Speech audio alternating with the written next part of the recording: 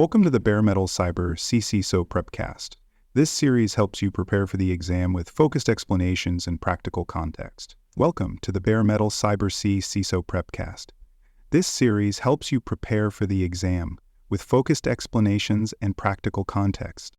Understanding how an organization is structured from a security perspective is foundational to executing effective leadership as a CISO. Organizational structure in the context of cybersecurity refers to the arrangement of roles, responsibilities, and reporting lines that define how the security function operates within the business. This structure directly determines who has the authority to make decisions, who is accountable for outcomes, and how those decisions are executed across teams. Clear structures help eliminate ambiguity and confusion, especially during high-pressure situations like incident response or audit preparation. When security is structured properly, decision-making becomes streamlined, risk is managed more consistently, and communication flows more effectively between security and the rest of the organization. The design of a security organization plays a critical role in how mature, integrated, and effective the program ultimately becomes.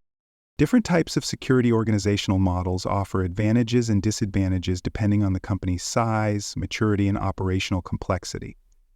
In a centralized model, all security operations and leadership report up through a single command structure, usually to the CISO. This model promotes consistency, centralized control, and streamlined policy enforcement.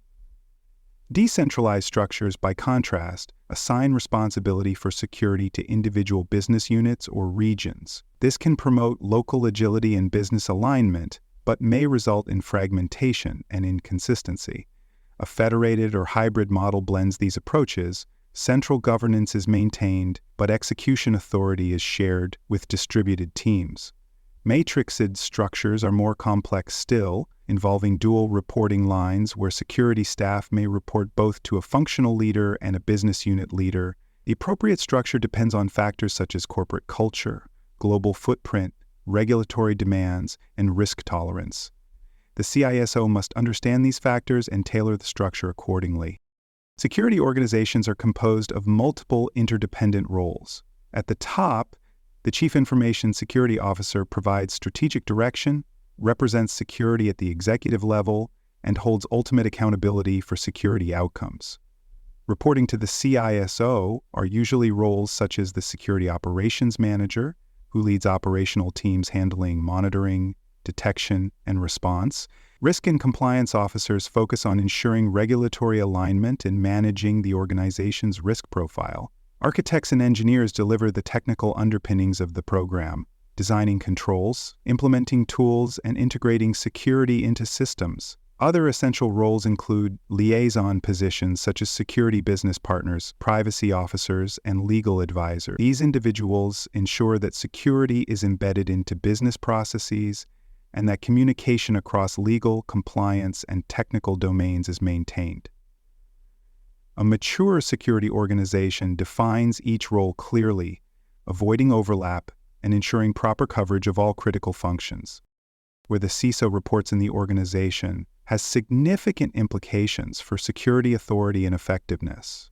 In some organizations, the CISO reports to the CIO, which can promote IT alignment but may reduce independence. In others, the CISO reports directly to the CEO or even the board, which can enhance objectivity, oversight, and strategic influence.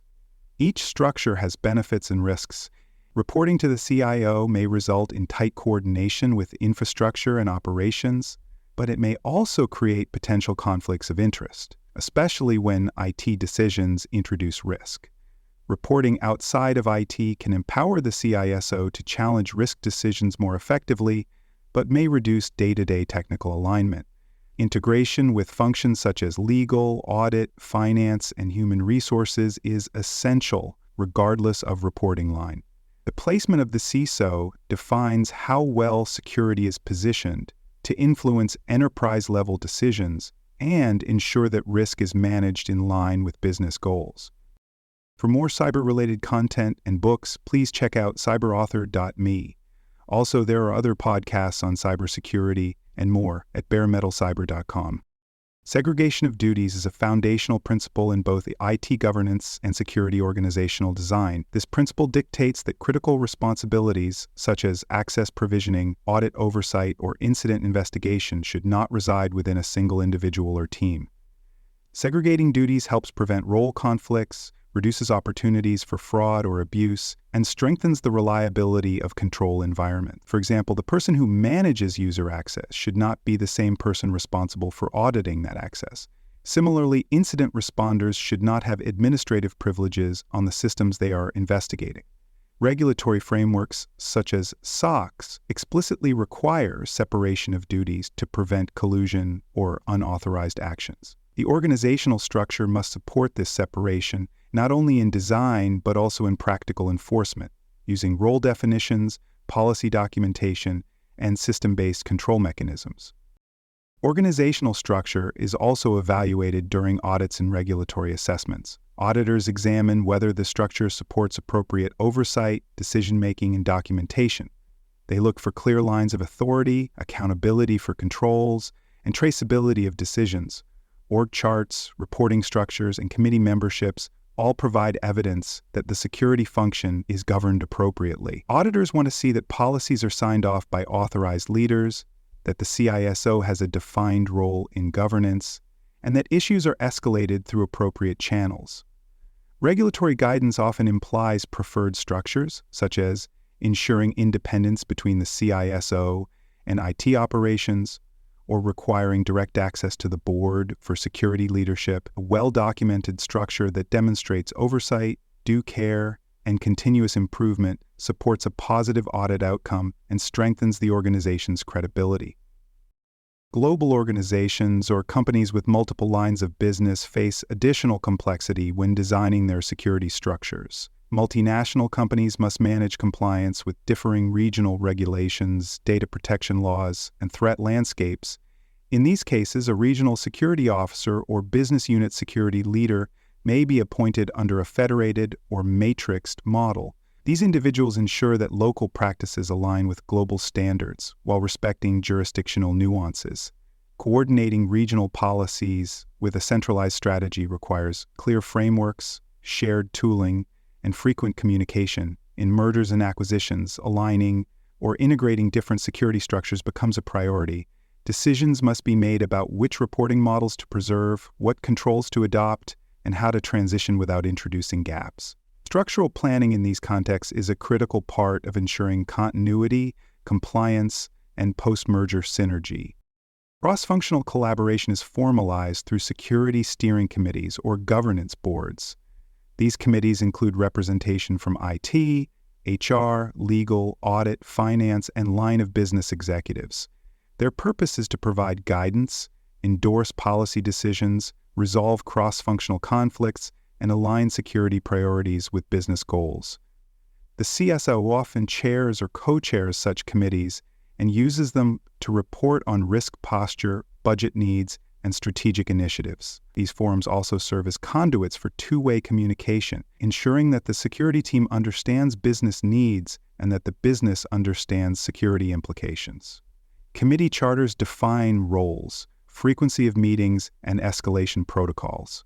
Without these structures, collaboration becomes informal and fragmented, weakening both accountability and effectiveness. Organizational structures must evolve over time. As businesses grow, adopt new technologies, or respond to changes in the threat landscape, the security organization must adapt. Key performance indicators such as incident response times, audit results, risk acceptance trends, and project backlog can signal whether the structure remains effective. If decisions are delayed, conflicts persist, or gaps emerge, a structural review may be necessary. Benchmarking against peer organizations or industry standards can reveal opportunities for improvement. Structural changes, such as redefining reporting lines, adding new roles, or realigning functions, must be carefully planned to avoid disruption. Communication plans, transition support, and governance updates are necessary to implement changes smoothly. A structure that worked 5 years ago may no longer support today's complexity. Structural agility is part of program maturity.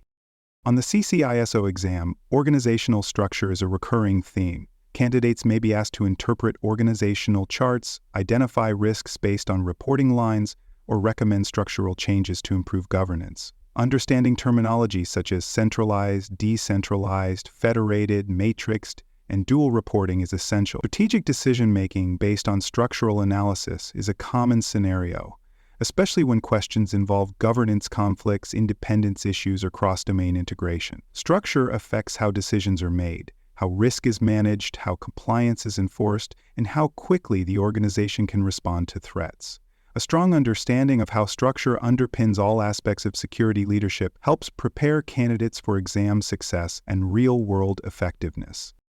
Thanks for joining us for this episode of the Bare Metal Cyber CISO Prepcast. For more episodes, tools, and study support, visit us at baremetalcyber.com.